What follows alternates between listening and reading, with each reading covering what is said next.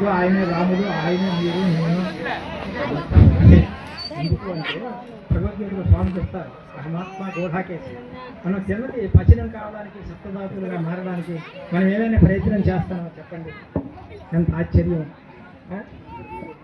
మనము ఇప్పుడు పదార్థాలు తిన్నాం, అనేక పదార్థాలు తిన్నాం, కానీ వీటిని జీర్ణం కావడానికి మనం ఏమైనా ప్రయత్నం చేస్తున్నామా? లోపల ఎవరున్నారు? ఎవరి ద్వారా సప్తధాతులుగా మారుతుంది? ఈ శరీరానికి పుష్టినిచ్చేది ఎవరు?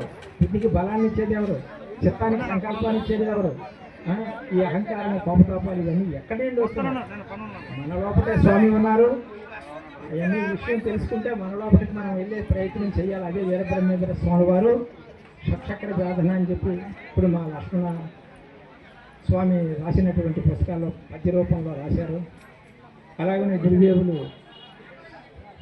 శ్రీనివాస స్వామి వారు కూడా వారికి ఇదివరకు చాలాసార్లు వారి గురించి చెప్పడం జరిగింది. అంచేత ఎంతోమంది మహాత్ములు ఉంటారు. కానీ మనం ఏంటంటే బ్రహ్మం గారు గుడి కట్టారు, చాలా డబ్బు పెట్టారు, మీరంతా ఆప్యాయతో వచ్చారు, చాలా ఆధారాభిమానాలతో చాలా చక్కగా చేశారు, పండుగగా ఉంది. ఇదంతా బాహ్యం, డబ్బున్నవాడే ఒక్కడైనా చేయొచ్చు. ఇదేంటంటే పుణ్యకర్మ. క్షీణే మట్టిలోకి అంటారు ఉపనిషత్తుల్లో. మనం చేసిన పుణ్యకర్మలు క్షీణించిపోయిన తర్వాత ఏమవుతాడు అన్నటువంటిది రిజల్ట్ లేదు.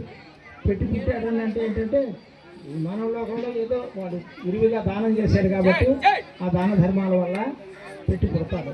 కానీ ముక్తి మోక్షం కావాలంటే ఇప్పుడు బ్రహ్మేంద్ర స్వామి వారు ఏదైతే చెప్పారో షట్చక్ర సాధన, అలాగనే శ్రీకృష్ణుడు మనకు భగవద్గీతలో చెప్పారు అనేక విషయాలు, అవి మనం అర్థం చేసుకొని ప్రతి ఒక్కరు కూడా పతిహీన యథా నారి, మాతృహీన యథా శిశువు, గురుహీన యథా ప్రాణి తస్య జన్మ నిరర్థకం. ఈ లక్ష్మణ ఆచార్యులు కామన్ మ్యాన్ ఇక్కడ కలెక్టరేట్లో సర్వేలుగా చేసుకుంటూ నా దగ్గరికి వచ్చి విద్యను స్వీకరించారు. తర్వాత ఈరోజు ఇంత స్థితికి ఎదగడానికి ఆయన చేసినటువంటి కృషి, అలాగనే నా దగ్గర కూడా చేరి ఆ విద్యని వీరబ్రహ్మేంద్ర స్వామి వారు ఏదైతే విద్య చేశారో ఆ విద్యను నేను కూడా ఏకాంతంలోకి వెళ్ళి అభ్యసించాను. అంటే ఆ విద్యను చెప్పేసరికి వారు కూడా ఆకృష్ణ ఈ విద్యను స్వీకరించడం జరిగింది. ఈరోజు దీనికి అంతటికీ కారకులు పూర్వం నుండి తీసుకొచ్చినటువంటి శ్రీనివాస స్వాములు, అలాగనే మేము కొంత వృతా సహాయం చేసాము. ఏది ఎలాగైనా సరే మేము చెప్పటం అన్నది శాస్త్రం ఆదేశించింది అన్నది పురుష ప్రయత్నం కావాలంటారు వశిష్ఠుల వారు రాముడితో. రామా పురుష ప్రయత్నం కావాలంటారు. పురుష ప్రయత్నం అంటే ఏంటి? పురుషుడు అంటే జీవుడు. జీవుడు తను చేస్తున్న ప్రయత్నాన్ని బట్టే ముందుకు పోతాడు. తన సంకల్ప బలం ఉంటే ఏదైనా సాధించగలదు మానవుడు. అందుచేత ఈ లక్ష్మణాచార్యులు ఇంతకు ముందు కూడా పత్రికలు నడిపించారు. మాసపత్రిక అన్నదే తత్వమసి అన్నటువంటి పత్రికలు నడిపించారు. అంటే ఆయన ఎదుగుదలకు వాళ్ళ సతీమణి బాగా సహకరించింది. అది నాకు తెలుసు ఆ విషయం. ఎందుకంటే విజయనగరం నుండి ఆశ్రమానికి వచ్చే వాళ్ళ దగ్గర ఉంది, ఆమె కూడా సహకరించింది. ఆ తత్వమసి అన్నటువంటి పత్రికను కొన్నాళ్ళు నడిపించారు. అలాగనే ఈ పుస్తకాలు కూడా, ఆ పుస్తకం కూడా రాయగలిగారు పద్యాలు. ప్రతి ఒక్కరిలో కూడా అణిగి మణిగి ఉన్నటువంటి ఆ తత్వాన్ని తెలుసుకోవాలంటే ఏకం సత్ ఇప్పుడు బహుదా అవశిష్యంతి అన్నారు ఉపనిషత్తుల్లో. మహర్షులు ఒకే ఒక సద్వస్తువు ఈ సృష్టిలో నడిపిస్తుంది. ఆ నడిపిస్తున్న విశ్వ చైతన్యానికి మనమంతా కూడా సరెండర్ అయ్యి గురుముఖంగా వెళ్ళి గురుహీన యథా ప్రాణి తస్య జన్మ నిరర్థకం అన్నారు. పతిహీన యథా నారి, మాతృహీన యథా శిశువు, గురుహీన యథా ప్రాణి తస్య జన్మ నిరర్థకం అన్నారు. మానవ జన్మే నిరర్థకం అట. పతిపోయిన తర్వాత భర్తకు విలువ, ఆ భార్యకి విలువ లేకుండా పోతుంది. అలాగనే మాతృహీన యథా శిశువు, తల్లి లేనటువంటి బిడ్డలు కోట్లాధిపతి అయినా సరే తల్లి లేని శిశువురా అంటారు, అలక్ష్యంగా చూస్తారు. అలాగే గురుహీన యథా ప్రాణి, ఎవరికైతే గురువు లేరు ఆధ్యాత్మికంగా తస్య జన్మ నిరర్థకం అన్నారు.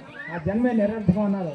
కాబట్టి మీరంతా కూడా ఈ పూజలు పునస్కారాలు చేస్తూ పూర్వపక్షం నుండి సిద్ధాంతానికి కూడా ఎదగడానికి ప్రయత్నం చేస్తారని వీరబ్రహ్మేంద్ర స్వామి వారి తరఫున మేము కోరుతూ, మీరంతా కూడా జ్ఞానులయ్యి సాధనకు పూనుకొని గురువుల్ని ఆశ్రయించి తద్విద్ది ప్రణిపాతి అయిన పరిప్రశ్నైన సేవ అంటారు కృష్ణుడు. అర్జున గురువు దగ్గరికి వెళ్ళి వంగవందనం చేసి వాళ్ళు తత్వవేత్తలు తత్వాన్ని దర్శించినటువంటి మహాత్ములు మీకు తత్వాన్ని గురించి ప్రబోధన చేస్తారు అని చెప్పి కృష్ణుడు భగవద్గీతలో చెప్పారు. కాబట్టి మీరంతా కూడా పూర్వపక్షాన్ని పోషిస్తున్నారు, దాన ధర్మాలు చేస్తారు. ఎక్కడ చూసిన కోవిళ్ళు గుళ్ళు గోపురాలు విరివిగా కనిపిస్తున్నాయి, అన్నదానాలు చేస్తున్నారు. అది మనం చేయటం కాదు, సృష్టిలో ఉన్నదే మనకు భగవంతుడు ఇచ్చాడు కాబట్టి చేస్తున్నాం. అది చేయడంలో గొప్పతనం ఏం లేదు. మనకు మనసునిచ్చాడు, ఆ మనస్సు ద్వారా తను చేరడానికి ప్రయత్నం చేయాలి. హూయి తీసి నేను ఎవరిని, ఈ సృష్టి ఏమిటి, జీవుడు అంటే ఏమిటి, భగవంతుడు అంటే ఏమిటి, ఈ జీవుడు భగవంతుడిని చేరేది ఎట్లా, దానికి కాను సాధన మన ఆర్యులు అనేక కక్షల్లోనూ చెప్పారు. అందుచేత మీరంతా కూడా ఈరోజు కనులు విందుగా ఇక్కడ జరిపించారు. ఈ పూర్వపక్షమే కాకుండా ఉత్తరపక్షంలోనూ కూడా మీరంతా అడుగుపెట్టి జ్ఞానం కొరకు ప్రయత్నం చేస్తారని వీరబ్రహ్మేంద్ర స్వామి వారిని కోరుకుంటూ, మా గురుదేవులు శివానంద పరమహంస, మా గురుదేవులు రామానంద పరమహంస గారిని కోరుకుంటూ జ్ఞానులై ప్రవర్తిస్తారని ఆశిస్తూ ఆశీర్వదిస్తున్నాను. శ్రీ సద్గురు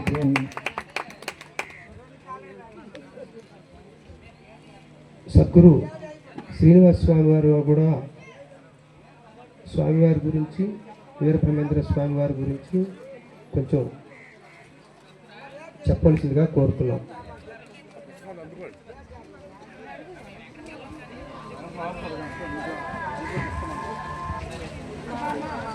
హరి ఓం శ్రీ గురు మా గురుదేవులు శ్రీ శ్రీ శ్రీ వీరభోగ వెంకటేశ్వర స్వామి వారి చరణారవిందములకు శిరస్థాశ నమస్కారం. అనాధిరాట్ స్వరూప గోవిందవాంబా సమేత జగద్గురు శ్రీ వీరబ్రహ్మేంద్ర స్వామి వారి దివి చరణారవిందములకు శిరస్థాశ నమస్కారములు. హరి ఓం. ధర్మ సంస్థాపనార్థాయ సంభవామి యుగే యుగే అను వచనానుసారంభుగా ధర్మం అంతరించినప్పుడల్లా భగవంతుడు ఒక్కొక్క రూపమును ధరించి అవతరిస్తూ భూమి మీద తన కర్తవ్యం అంటూ నెరవేర్చడం జరుగుతుంది ప్రతి యుగానికి కూడా. అదేవిధంగా ఈ యొక్క కలియుగంలో వీరబ్రహ్మేంద్ర అవతారం జరిగింది. అది కొంతవరకు మన వాళ్ళందరికీ మనకందరికీ తెలిసిన విషయమే. అయితే వీరబ్రహ్మం గారు తెలుసు, కాలజ్ఞానం చెప్పాలని తెలుసు, కానీ ఇక్కడ బ్రహ్మం గారు ఎవరు అనేది తెలియదు. అంతరార్థంలో తెలియదు, బాహ్యార్థంలో తెలియదు. అసలు బ్రహ్మం అంటే అర్థం ఏంటంటే దానికి చాలా అంతరార్థం ఉంది, దాని గురించి తర్వాత తెలుసుకుందాం. కానీ ఇక్కడ వీరబ్రహ్మేంద్ర స్వామి వారు అంటే కలియుగ అవతారమూర్తి.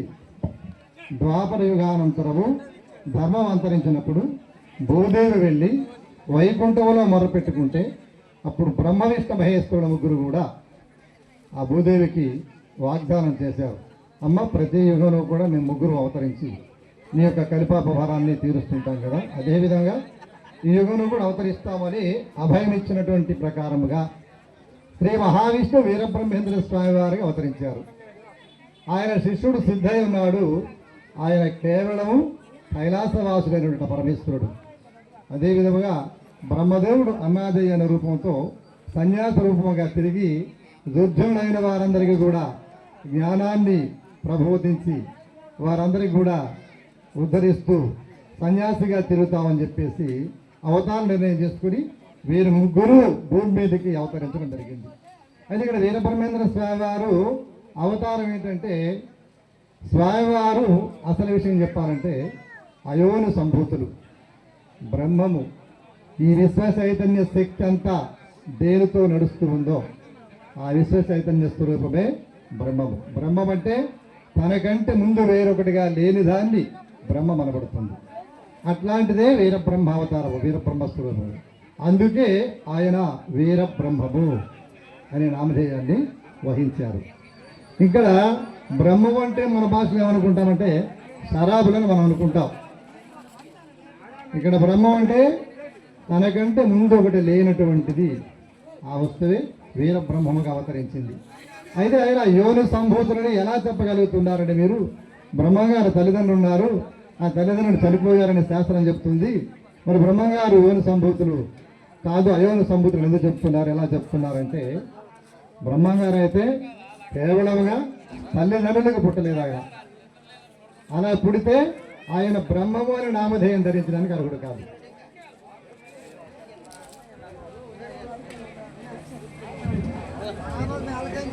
ఇక్కడ స్వామివారు అయోని సంభూతులుగా ఎలాగయ్యారంటే,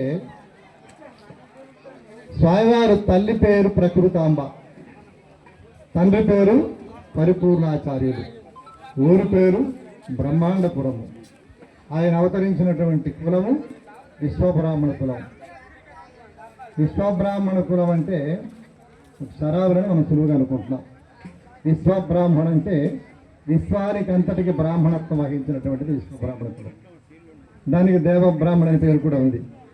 ముందు గడిచిన 28 మహాయుగాల్లో కూడా విశ్వబ్రాహ్మణే సృష్టికి బ్రాహ్మణత్వం వచ్చింది చేశాడు. తర్వాత దేవతలకు పురోహితం చేసింది కూడా విశ్వబ్రాహ్మణే. అందుకు ఈ విశ్వబ్రాహ్మణ కులానికి దేవబ్రాహ్మణ అనే పేరు కూడా ఉంది. విశ్వబ్రాహ్మణ కులం అంత శ్రేష్టమైనటువంటిది. తర్వాత బ్రహ్మం అనే నామధేయం వహించడానికి విశ్వబ్రాహ్మణుడి కంటే ముందు ఇంకొకటి లేదు. విశ్వకర్మ ముందు ఉద్భవించిన తర్వాత అప్పుడు ప్రపంచంలో సృష్టి, జీవులు, మనుషులు, ఇల్లు, వాకిళ్ళు, నదులు, పర్వతాలు అన్ని పుట్టాయి. అట్లాంటి కులంలో స్వామివారు పుట్టాడు. అయితే ఆ ప్రకృతాంబ అంటే ఎవరు? కనిపిస్తున్నటువంటి ప్రకృతి అంతా ప్రకృతాంబ. ఆ ప్రకృతిలో ఉన్నటువంటి సకల చరాచర జగత్తు నడుస్తున్నటువంటి చైతన్యమే వెలి తెలియకుండా పరిపూర్ణ స్థితిలో ఉన్నటువంటిదే పరిపూర్ణ ఆచార్యులు. అందుకే ఆయన అలా చెప్పారు, పరిపూర్ణాచార్యులు. అయితే వాళ్ళిద్దరిది ఊరే ఊరు అండపిండ బ్రహ్మాండం అంతా నిండి ఉన్నటువంటిదే బ్రహ్మాండపురం. బ్రహ్మాండపురం అంటే అది ఒక ఊరు కూడా కాదు, ఈ ప్రకృతాంబ ఒక స్త్రీ కూడా కాదు, ఈ పరిపూర్ణ ఆచార్యుడు ఒక పురుషుడు కూడా కాదు. అయితే అవతారాన్ని ధరించడానికి ఒక ఆధారం అంటూ ఉండాలి కనుక తల్లిగా తండ్రిగా వాళ్ళకి స్థావరముగా బ్రహ్మాండపురం అని ఊరు కనపడింది. కాబట్టి ఇట్లాంటి మహత్తరమైన దేవరహస్యంతో కూడుకున్నటువంటి అవతారం వీరబ్రహ్మేంద్ర స్వామివారు. అలాగే అవతరించిన స్వామివారు ఈ అవతారములో కేవలము బోధ మాత్రమే వహించారు. శ్రీ మహావిష్ణువు రామావతారములో, కృష్ణావతారములో అస్త్ర శస్త్రాలు పట్టుకుని యుద్ధం చేసి దుర్జనులైన వారందరినీ కూడా సంహరించి ధర్మాన్ని రక్షించారు. ఇక్కడ యుగంలో మాత్రము జ్ఞానం అనే అస్త్రం పట్టుకున్నారు. కలిపురుషుడు ప్రారంభ కాలంలోనే మానవాళిని అందరినీ కూడా చాలా ఇబ్బంది పెట్టాడు కలి ప్రభావం చేత. అప్పుడు కలియుగ ఆరంభంలోనే మనుషులు ప్రాణాలు పిడికిట్లో పట్టుకుని జీవించినటువంటి సమయం ఏర్పడింది.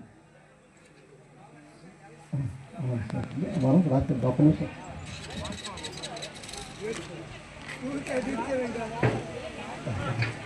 అరే మీరంతా వీరబ్రహ్మేంద్ర స్వామి దేవాలయం కట్టుకున్నారు, బాగానే ఉంది. భక్తి శ్రద్ధలతో స్వామివారిని అర్చిస్తూ ఇప్పుడు స్వామివారు చెప్పారు, లక్ష్మీనారాయణ స్వామివారు, మీరు ద్వైతం నుండి అద్వైతానికి రండి. అంటే బ్రహ్మంగారిని ఆరాధిస్తూ బ్రహ్మాధరణకు ప్రయత్నించండి. మీ అందరికీ సమీపంలో మన లక్ష్మణరావు గారు ఉన్నారు, ఆ యొక్క భావాన్ని మీకు తెలియజేస్తుంటారు. అప్పుడప్పుడు వచ్చి బ్రహ్మంగారిని ఆరాధిస్తే బ్రహ్మాన్ని ఎరగడానికి ప్రయత్నించి అందరూ కూడా జ్ఞానంలో ధ్యానం చేస్తూ మీరందరూ వీరబ్రహ్మేంద్ర స్వామి చెప్పినటువంటి హితవుని పాటించి అందరూ పునీతులు కావాలన్నటువంటిది మా ఆశయము. హరి హోం ఏతస్థనం వీరబ్రహ్మేంద్ర అర్పణస్తు ఈశ్వరే పరబ్రహ్మార్పణస్తు. హరి హోం. గురువుగారు కొనసాగిస్తారు. అంటే పొన్నపరెడ్డిపేట అంటే గొర్రెల మండలం, విజయనగరం జిల్లా గొర్రెల మండలం నుంచి మన గురువుగారు వచ్చారు. కాబట్టి గురువుగారు వాళ్ళు బయలుదేరుతారు. వారు బయలుదేరిన తర్వాత గురువుగారు కొనసాగిస్తారు.